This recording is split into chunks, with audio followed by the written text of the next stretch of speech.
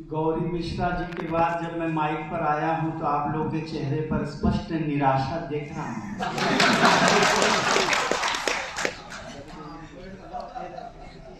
हम लोगों को 5-7 मिनट का टाइम दिया था, मुझे 3 मिनट एक्स्ट्रा दिया तो 10 मिनट हुआ। मुझे उठ के खड़ा होने में 15 मिनट लगता। मैं समझ नहीं पा रहा हूँ कि आज मैं क्या पाठ यहाँ पर करूँ। कंसल जी का जन्मदिन है, मैं प्रणाम करता हूँ, आपको बहुत बधाई देता हूँ। आप सभी की बधाई इसमें शामिल हो। 4 पंक्तियां। फूल खिलते रहे, खुशबू आती रहे, जिंदगी हर घड़ी मुस्कुराती रहे, कह कहे आसमां से उतरते रहे, खुद खुशी आके खुशियां लुटाती रहे। प्रेम बढ़ता रहे आप लोगों के बीच, घर की लक्ष्मी से घर में उजाला रहे, ऐसा पावन हृदय सबका कर दो प्रभु, जैसे पूजा के पल में शिवाला। सदा रहे जीवन में खुशियां, प्रेम सुधा में सनी रहे, और जगदम्बा परिवार के ऊपर प्रभु की छतरी तनी रहे। आदरणीय चेतन जी बार बार कह रहे हैं कि ऐसा प्रोग्राम जीवन भर में नहीं किया। सही बात है, बिना लिफाफे का पहली बार ही हो रहा है। चेतन जी ने मुझे कहा यहाँ आ जाना, मैंने कहा पेमेंट क्या मिलेगा? बोले जीवन का पहला ऐसा प्रोग्राम होगा जिसमें तुम्हारा पेमेंट मंच पे लिखा रहेगा। मैंने आके देखा लिखा हुआ है सेवा सप्ताह। अब मैं ये टेंशन में हूँ कि आप जाने देंगे कि 7 दिन रोज सुबह इधर 12 से 3 तक बजाना। एक कंसल जी माइंडेड आदमी है, मैं सच बता रहा हूँ। ट्रेन में मिले थे मुझे पहली बार, सामने चीनी आके बैठ गया, चाइनीज के हाथ पे मच्छर बैठा तो चाइनीज मच्छर मार के खा गया। तो पवन जी के हाथ पे मच्छर बैठा तो जिंदा ही पकड़ लिया, और चीनी से पूछा खरीदे ना। जिधर कोई बिजनेस नहीं होता उधर बना सकते हैं सर। बहुत बहुत बढ़िया मजा आ रहा है इस कार्यक्रम में आके। दिन दहाड़े जो एक कवि सम्मेलन हो रहा है, हमको रात बिरात की आदत है, कसम से बता रहा हूँ।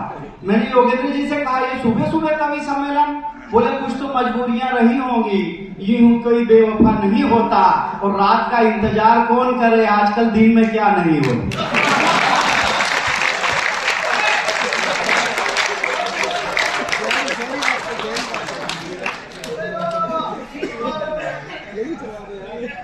तो हर सब कुछ नया नया ही हो रहा है, और मैं ये मान के चल रहा हूँ कि जो डॉलर दे रहे हैं वो 2-2 रुपए का डॉलर नहीं होगा।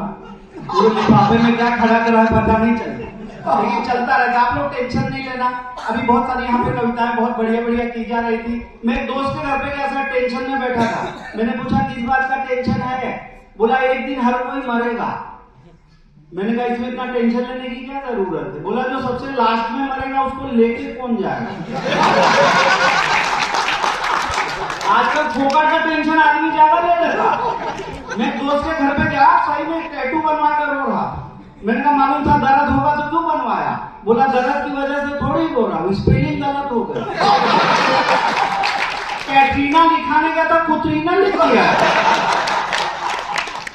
समस्याएं दुनिया में कहां से आएगी कोई नहीं बता सकता, लेकिन सारी समस्याओं के बीच में भी जो आनंद करने की, मौज करने की मानसिकता होती है ना, जो जोर जोर से चिल्लाए वो हॉकर नहीं होता, झूठ मूठ की गुलाटी मारने वाला जोकर नहीं होता। मजा उसी को आता है जो मजा लेना जानता है, मजा किसी के बाप का नौकर नहीं होता।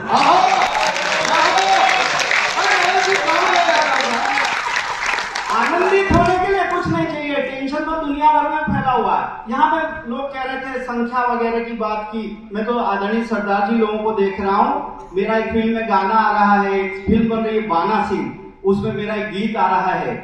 हमारे देश में कोशिश की जा रही है कि सरदारों को बताया जाए कि तुम हिंदुओं से अलग हो, आकर के यहाँ बॉर्डर पर जाम वाम लगा देते हैं। सत्य बात है नहीं मामला किस्से और कहानी का, एक एक हिंदू ऋणी रहेगा सिखों के कुर्बान। राजा था औरंगजेब जो अत्याचारी शासक था, हिंदू मत का घोर विरोधी, धर्म धर्म का नाशक था, उसके अत्याचारों से आर्यावर्त तबाह हुआ, उसका हर फरमान हमेशा हिंदू जाति विनाशक था। लेकिन खंड गुरु की गद्दी वंदन सके पानी का, एक एक हिंदू ऋणी रहेगा सिखों के।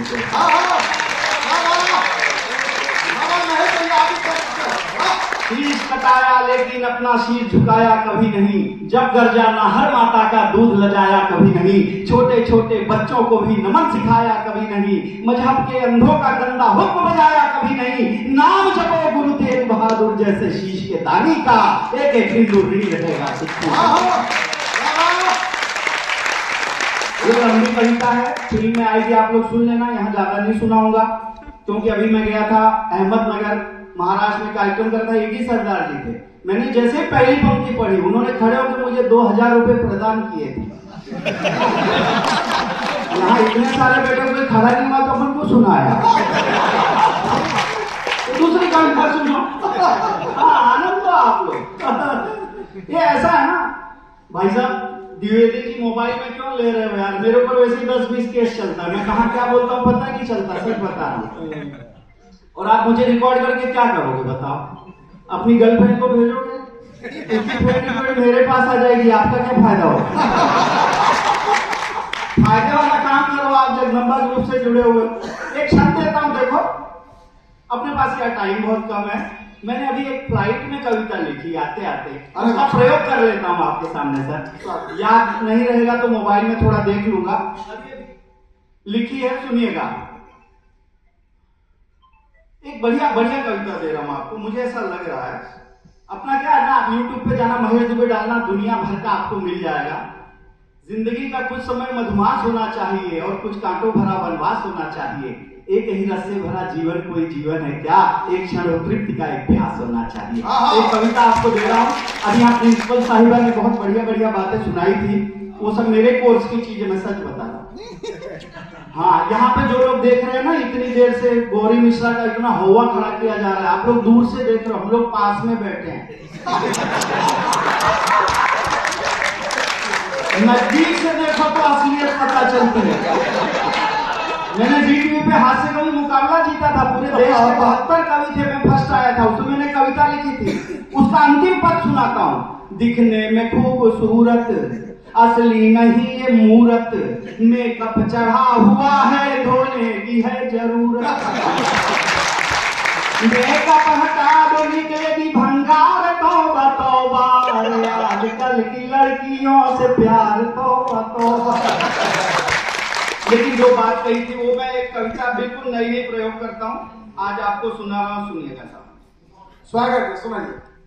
10 मिनट बढ़ा दो। हमने खोली कपड़े के थैलों की दुकान, तो गजब हो गया श्रीमान, कैसा बवाल हो गया, भगवान कसम केजरीवाल से भी बुरा हाल हो गया। बोर्ड पर लिखवाया था पन्नी फेंको, थैला ले जाओ, गलती से छप गया पत्नी फेंको, लैला ले जाओ।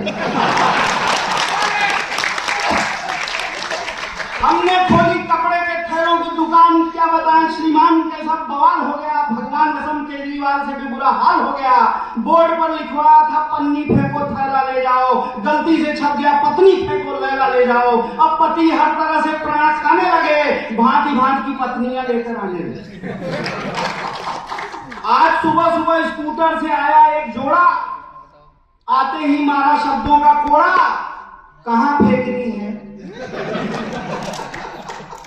देखो मेरी पंक्ति है जो देश भर में बहुत सारे कवि बोलते हैं, आज आपको बोलता हूं, असली वाले के मुंह से सुनो कि दूध को दूध कहूं, पानी को पानी कह दूं, मेघ का गर्जना दरिया की रवानी कह दूं, सूर के बोल कहूं, मीरा की बानी कह दूं, कैस ने दी थी जो लैला को निशानी कह दूं, मगर जो बैठोगे चुप कुछ न कह सकूंगा मैं, जरा सा साथ दो दुनिया की कहानी।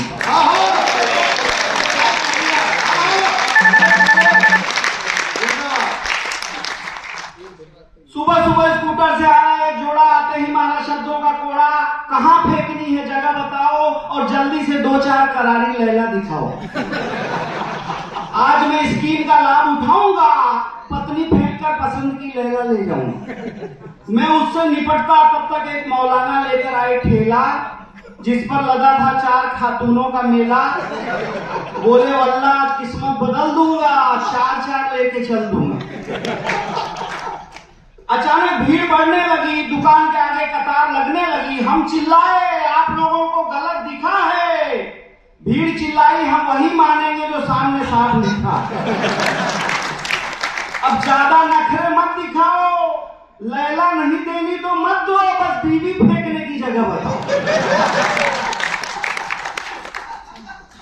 तब तो हमारे मन में अति करुण रस जागा, जब एक बंदा दुकान में एक बंडल फेंक कर ये बोलता हुआ भागा कि नहीं चाहिए लैला जान, सिर्फ समेट लो ये भारी सामान।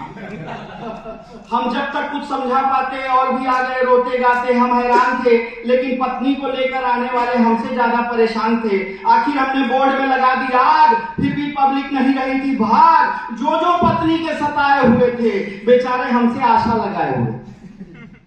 वहीं दिखाई दिया एक बुजुर्ग जोड़ा जो नाराज लग रहा था थोड़ा।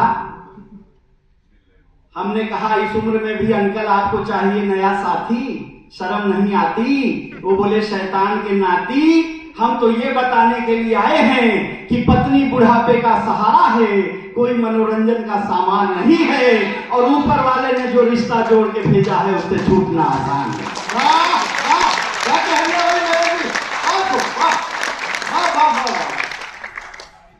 पत्नी बुढ़ापे का सहारा है, कोई मनोरंजन का सामान नहीं है, और ऊपर वाले ने जो बंधन बात के भेजा है उससे छूटना आसान नहीं है।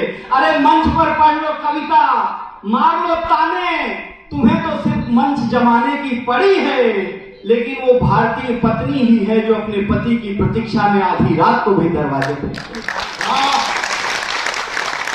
वैसे तो बनते हो महान, पत्नी को सम्मान देने के नाम पर भौं तनने लगती है जी। नहीं, 2 ब्लैक कैट कमांडो चले ऐसे ही ड्रेस में लोग चढ़ के मंच पे मारते हैं मुझे। वैसे तो बनते हो महान, पत्नी को सम्मान देने के नाम पर भौं तनने लगती है, लेकिन 4 दिन वो बाहर चली जाए तो दूसरे दिन से चाय कड़ाही में बनने लगे।